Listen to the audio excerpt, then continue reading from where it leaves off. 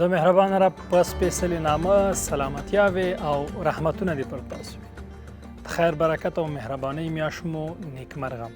د خوږې کیسې خپرونه پیل شوه. موږ تاسو ته خوږې کیسې لرو. د حضرت ابو هریره رضی الله تعالی عنه څخه روایت دی چې رسول اکرم صلی الله علیه وسلم فرمایلی دي که کوم روزدار شخص ته چا کنځا وکړله، د روزدار جواب باید ورته دا وي چې انی صائم زه روژه یم. د تیر په څیر نن بیا را سره په خپرونه کې ګلالي ماشومان هم دي او د ترڅنګ په کورونو کې ناستو ګلالي ماشومانو. موږ او تاسو به ټول په ګډه سره د نن ورځې درس مخکې بیایو. تاسو خو ان شاء الله بخیر راغلی خپرونې ته، جوړ یاستئ. موږ او تاسو به نن ان شاء الله په یوې بلې مهمې اساسي موضوع باندې له خیره درس وایو او یو پیغام به ترې اخلو او چې به ترې زده کوو. سمه ده ان شاء الله؟ آفرین. موږ او تاسو نن د بشریت او د ټول انسانیت د یوې مبارزې ښځې په ژوند باندې خبرې کوو، د یوې مبارزې ښځې په کارنامو باندې خبرې کوو. هغه د تاریخ لومړنۍ ښځه ده چې د یو جابر انسان په مقابل کې درېږي او هغه ته جواب ورکوي. دا به څوک ستاسو په نظر څوک ده؟ څوک وي؟ دا بیبي آسیا د فرعون میرمن ده. څوک ده؟ د فرعون میرمن ده چې دا د اسلام د بشریت او د انسانیت د تاریخ یو اتل او قهرمانه ښځه ده چې د فرعون په څیر د یو جابر انسان په مقابل کې درېږي. تاسو فرعون خو پیژنئ؟ فرعون هغه څوک و چې د خدای دعوه کوله، د ویل چې زه تر ټولو لوی خدای یم. او بیبي آسیا د فرعون میرمن وه او دا د فرعون په مقابل کې چې شوله ودرېدله.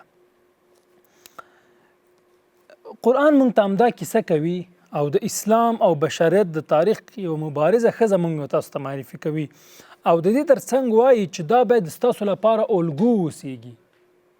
ستاسو لپاره باید څه اوسیږي؟ الګو اوسیږي. یعنی نورې میرمنې د دې ترڅنګ نور مسلمانان هغه باید څه وکړي؟ د بیبي آسیې لاره تعقیب کړي او د هغې په لاره باندې لاړ شي. ښځې د اسلام په تاریخ کې او د بشریت او د انسانیت په تاریخ کې ډېرې زیاتې مبارزې کړي دي او ډېرې زیاتې مبارزې ښځې پاتې شوي دي.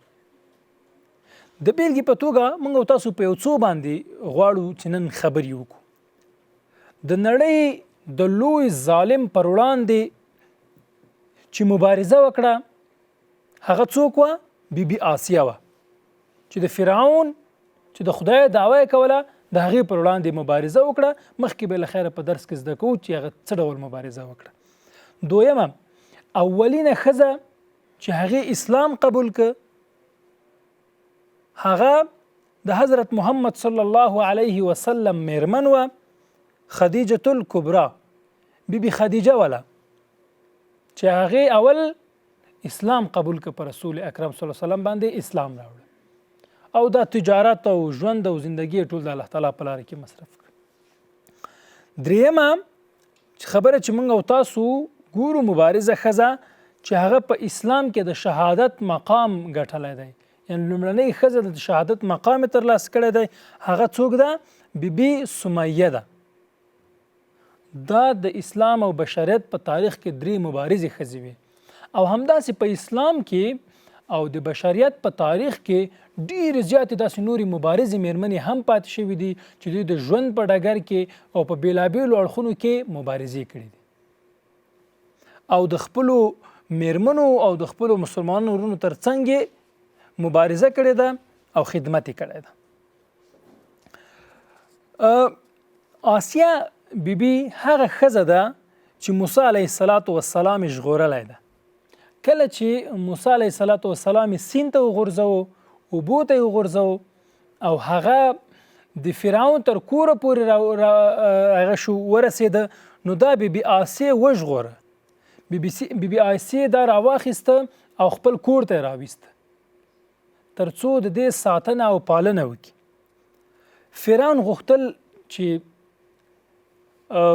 موسی علیه السلام ووژني، نو بیبي آسیا د دې د حیات او د دې د ژوند سبب شوله او فرعون ته ویلې چې دا مه وژنه، دا مه وژنه، دا به موږ تاسو ته په کار راشي، دا به موږ تاسو تربیه کو، دا به موږ تاسو لوی کو او موږ تاسو خاصم اولاد نه لرو، نو دا پرېږده مه یې وژنه.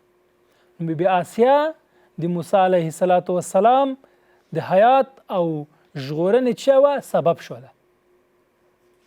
دا لوی برکت یې ترلاسه که چې د موسی علیه السلام چې شوله د ژغورنې سبب شوله او فرعون ته ویل چې دا مه وژنه، موږ تاسو خاصم اولاد نه لرو، موږ تاسو به دا لوی کو او دې څخه به موږ تاسو بیا ګټه واخلو، استفاده به ترې وکړو. نو دا کار چا وکړه؟ بیبي آسیه وکړه. نو کله چې موسی علیه السلام دوی لوی که، موسی علیه السلام غټ شو او موسی علیه السلام دوی په ګډه باندې رالوی که او د فرعون په کور کې څه شو؟ رالوی سو او بیرته د فرعون په مقابل کې همدې موسی علیه السلام مبارزه شروع کړله. بیرته د فرعون په مقابل کې موسی علیه السلام ودرېده. په خپل کور کې رالوی شوی ماشوم، د په کور کې رالوی شوی ځوان د فرعون په مقابل کې راجګیږي. هغه فرعون چې هغه د خدای دعوی کوي، وایي زه تر ټولو لوی خدای یم، د هغې په مقابل کې الله تعالی ورته د هغه په کور کې د سترګو اغزی چې ورته وایي سترګو اغزی ورته پیدا کوي او د هغه په مقابل کې بیا هغه څه کوي؟ مبارزه کوي. او د دې ستر شخصیت ژغورونکی څوک و؟ آسیه بیبي ولا. بیبي آسیه د دې سبب شو چې موسی علیه السلام د سیند څخه راوباسي، هغه وژغوري او د دې ترڅنګ هغه لوی کی او غټ کی. دا چې مخکې دوام د دې کیسې څنګه دی، بیبي آسیه پر موسی علیه السلام باندې ایمان راوړي او دغه نور موضوعات بلخیره وروسته د یوې لنډې دمې څخه دوام ورکوي. اوس هم یوه لنډه دمه.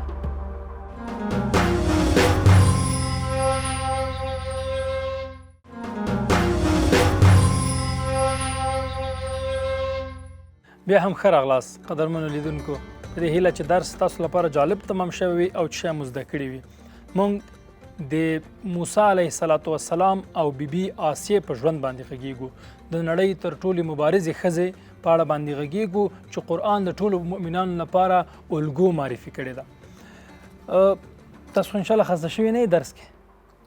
آفرین. موږ او تاسو دغه ځای ته رسېدلي وو چې موسی علیه السلام د فرعون په کور کې او د بیبي آسیې هغه څخه تربیه کې غټ کا او لوی که. او کله چې موسی علیه السلام پیغمبر شو، هغه په پیغمبرۍ باندې مبعوث شو، نو آسیې بیبي په څه وکړه؟ په موسی علیه السلام ایمان راوړه. بیبي آسیې په موسی علیه السلام باندې ایمان راوړه. بیبي آسیې هغه څوک وه؟ مخکې مو ویلې چې هغې موسی علیه السلام وژغوره. موسی علیه السلام چې کله په سیند کې اچولی و، نو د دوی تر کور ځای پورې چې راورسېده د وژغوره او دې ترڅنګ فرعون غوښتل چې هغه ووژني، خو آسیې بیبي څه وکړه؟ د هغې د حیات سبب شوله او فرعون ته ویل چې دا مه وژنه او هلته رالوی شو او بیا پیغمبري باندې مبعوث شو. بیا د فرعون په مقابل کې مبارزه پیل کړله او دې ترڅنګ آسیې بیبي په څه وکړه؟ ایمان پرې راوړه. آفرین ګلاله. بله مهمه خبره چې موږ او تاسو د دغه کیسې څخه باید زده کړو هغه دا دی چې موږ تاسو ګوره څومره سستي او تنبلي کوو، آزاد خلک یو، آزاد ژوند لرو، که چېرته عبادت کوو څوک را سره مشکل نه لري، که چېرته نیک کارونه کوو څوک را سره مشکل نه لري، خو بیا هم موږ ته سستي او تنبلي کوو، لمونځ قضا کوو، حتی ځینې خلک روژه نه نیسي، مثلا د الله تعالی نافرماني کوو. تاسو پوهېږئ بیبي آسیه په څومره سخت حالت کې هم د لمونځ نه قضا کو، د الله تعالی عبادت کو، د الله تعالی نافرمانی کوله په ډیرو سختو شرایطو کې. د فرعون په کور کې فرعون هغه څوک چې هغه د خدای دعوه کړې وه، هغې زموږ او ستاسو رب بیخي نه منه، هغه ویل چې زه خپله یو خدای یم. د هغې په کور کې دی به خپل منځ کو، خپل عبادت به کو، خپل د الله تعالی فرمانبرداري به کوله. څومره سخته ده، په دومره سختو شرایطو کې د خپل رب عبادت نه قضا کو. او موږ او تاسو آزاد خلک یو، د دې پر ځای چې څوک راته چې مونځ مکو، خلک راته چې مونځ وکړه، مور پلار وای مونځ وکړه، مشران وای مونځ وکړه، استاد وای مونځ وکړه، ټول همدا موږ ته سمده توصیه کوي چې مونځ وکړئ. او موږ تاسو له هیڅ ممانعت نه دی موجود، خو بیا هم موږ تاسو څه کوو؟ تنبلي کوو، لمونځ نه کوو، عبادت نه کوو، د الله تعالی ذکر او اذکار نه کوو. موږ تاسو دا باید د بیبي آسیه څخه زده کوو، د آسیه بیبي له ژوند څخه زده کوو. د هغه چا په کور کې چې هغه د خدای دعوه کوي، هغه د اسلام خلاف دی، هغه د دین خلاف دی، هغه د موسی علیه السلام خلاف دی، خدا په دغه ځای کې خپل عبادت کوي، خپل منځ کوي او خپل نیک کارونه ترسره کوي. دا موږ به تاسو چا زده کوو؟ د بیبي آسیه څخه دا شی موږ تاسو باید زده کوو. او بل په سوره تحریم کې بیبي آسیه زموږ استاد لپاره، ټول مؤمنانو لپاره الګو معرفي شوې ده چې موږ تاسو باید د دې په لاره تعقیب کو. موږ تاسو مخکې پر خبرې وکړې کنه چې هغه څومره مشکلات او څومره سختۍ تیر کړې دي. د یو جابر انسان په مقابل کې چې هغه د هم خاوند وي، خاوند او د ښځه وه، د خپل خاوند په مقابل کې ډیر په حکمت، ډیر په وښې طریقې سره د هغې په مقابل کې دا جګیږي او دا نیک کارونه، ښه کارونه د الله تعالی عبادت ترسره کوي. نو دا زموږ ستاسو ټولو لپاره الګو ده، زموږ ستاسو ټولو لپاره یو ستر لارښود ده، زموږ ستاسو ټولو لپاره یو پیغام ده، زموږ ستاسو ټولو لپاره یو درس ده. یعنی په هر حالت کې موږ تاسو باید په خپل ایمان باندې قائم پاتې شو، په خپل خدای باندې باور ولرو او خپل د اسلام دین لپاره مبارزه وکړو. بله موضوع چې لکه څنګه چې آسیه د ظلم خلاف و او د ظلم خلاف مبارزه یې کوله، همدغسې زمونږ او ستاسو میرمنې، زمونږ او ستاسو په کورونو کې ښځې، هغه هم باید همدغسې د ظلم خلاف مبارزه وکړي. که هغه ظلم حتی د خاوند هم کوي، هغه ظلم حتی که د کورنۍ غړي هم کوي، نو باید په مقابل کې میرمنې جګې شي، اقدام وکړي، دعوت وکړي، مبارزه وکړي. او دا له چا څخه زده کړي؟ دا له بیبي آسیه څخه زده کړي. او بله موضوع چې وه هغه بیبي آسیه مستجاب الدعا وه، یعنې ده به چې کله دعا وکړه دعا یې ژر قبلېدله د الله تعالی په دربار کې. نو موږ تاسو باید همدغسې اوسېږو، دغه مرحلې ته باید ځان ورسوو د الله تعالی پر وړاندې چې کله موږ دعا کوو او زموږ دعا د الله تعالی په دربار کې قبوله سي. دغه مرحلې ته موږ تاسو باید خپل ځان ورسوو. بیبي آسیه همدغه مرحلې ته ځان رسولی و چې کله به دې دعا کوله، د دې دعا څه شی کېدله؟ نه رد کېدله او د الله تعالی په دربار کې قبلېدله.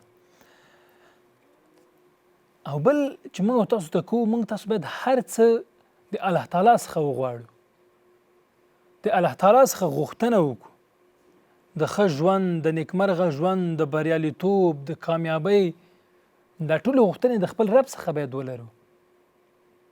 نو الله تعالی به موږ تاسو په ژوند کې بریالي کړي، الله تعالی به موږ تاسو ته پرمختګ راکړي او موږ تاسو به نیک انسانان او ښه انسانان جوړ شو. کله چې فرعون خبرېږي چې بیبي آسیه په موسی علیه السلام باندې ایمان راوړی دی، له دغه حالت څخه چې خبرېږي پس د فتن ورته وایي چې ایمان دې پرېږده، تا ولې په موسی علیه السلام باندې ایمان راوړی؟ خو حتما هغه خاوند و، نو خبرېږي دی میرمن وله. آسیه بیبي فرعون ته وایي، خو آسیه بیبي نه قبلوي دا خبره. د دې جابر انسان، د دې ظالم انسان په مقابل کې درېږي. فرعون ورته وایي چې ما د خدای په حیث ومنه، ما د خدای په حیث باندې قبول که. خو بیبي آسیه ورته وایي چې نه، هیڅ کله هم نه. زه هیڅکله هم تا د خدای په حیث نه قبلوم، زه خپله یو واحد خدای لرم چې هغه الله جل جلاله دی. او د فرعون په مقابل کې درېږي. فرعون ورته دوه پیشنهاده کوي. فرعون ورته وایي چې زه تا ته دوه پیشنهاده لرم.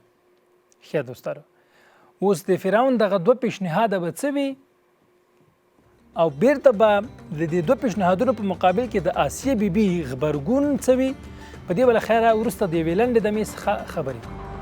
د یوې لنډې دمې څخه وروسته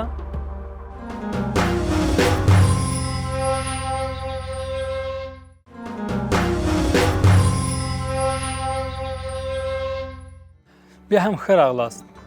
د خپرونې وروستۍ برخه ده او د معمول سره سم موږ د خپلو ګلالیو شاګردانو او ګډونوالو نظریات راخلو. نو تاسو به ماته څوک جواب راکړي نن؟ آفرین. دغه اول لاس ګوته جګه کړه، د سره به خبرې وکړو.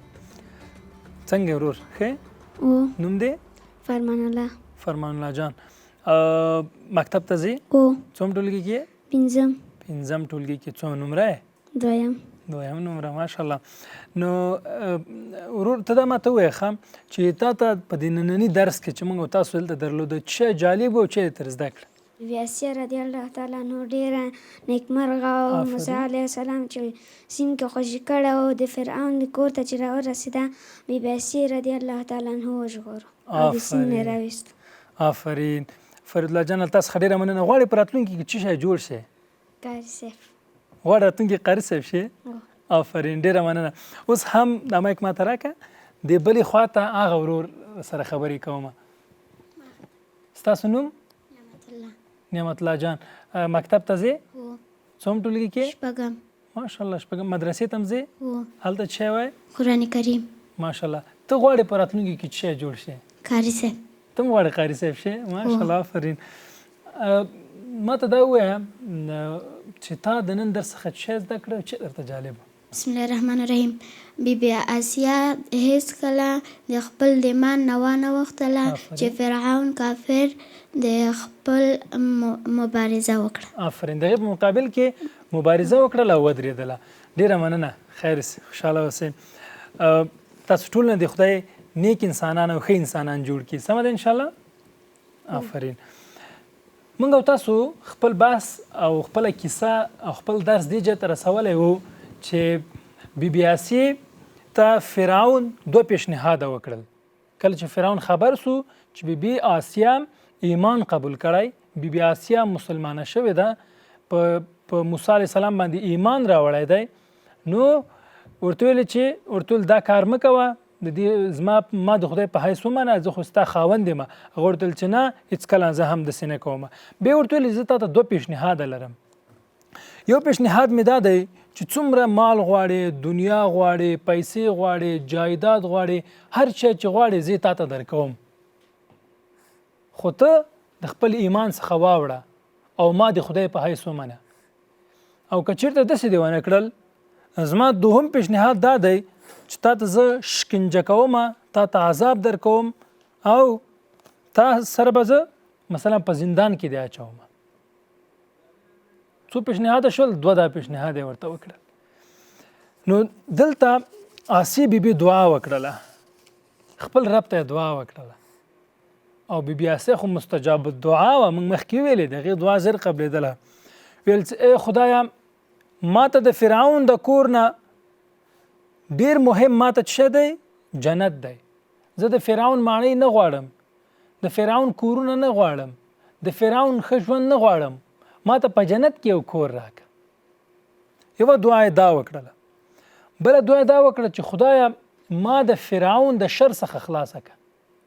دا ټولې دعاګانې په قرآن کریم کې راغلي دي. ښه، زه تاسو ته مفهوم وایم.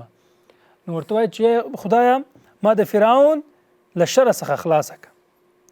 الله تعالی دا دعا د بیبي آسیه قبلوي او بیبي آسیه چش کېږي؟ وفات کېږي. کله چې فرعون ورته متوجه کېږي چې بیبي آسیه وفات ده، د فرعون له شره خلاصه شوله او الله تعالی به ورته په جنت کې انشاءالله کور ورکړی وي او ورکوي به. دا دغه مبارزه ښځه وه چې د فرعون په مقابل کې مبارزه وکړه، د دې جابر انسان په مقابل کې مبارزه وکړه، هیڅ کله له خپل ایمان څخه وانه اوښته او د دې ترڅنګ د هغې په مقابل کې ودرېدله او آخر د دې پر ځای چې دا شکنجه کړي، د دې پر ځای چې دې ته ازار او اذیت ورسوي، دې خپل رب ته دعا وکړه چې خدای ما د فرعون له شر څخه خلاصه کړه. الله تعالی هغه د فرعون له شر څخه خلاصه کړله او د دې نړۍ سره رحلت وکړه او خپل ابدي ژوند ته لاړه. لکه اوس موږ او تاسو د بی بی آسیې له دغه داستان څخه څه شی زده کوو؟ موږ او تاسو د خبرو په منځ کې هم ځینې پیغامونه درلودل، نو اوس مشخص په دې خبرو غږیږو چې موږ له دې داستان څخه څه شی زده کوو. لومړی بی بی آسیې د هر شي څخه چې شته لومړیتوب ورکړه جنت ته. که نه فرعون خو ورته پیشنهاد کړی و چې کور، ژوند، زندگی، ماڼۍ، پیسې، طلا، هر څه چې غواړې زه درته کوم، زه درته اخلم، ته د ایمان څخه واوړه. خو بی بی آسیې دا ورسره ونه منله او بی بی آسیې د ځان لپاره جنت انتخاب کړ. موږ او تاسو دا درس دی چې موږ او تاسو باید د هیڅ شي په مقابل کې چې ونه کړو، خپل جنت له لاسه ورنکړو، خپل ایمان له لاسه ورنکړو.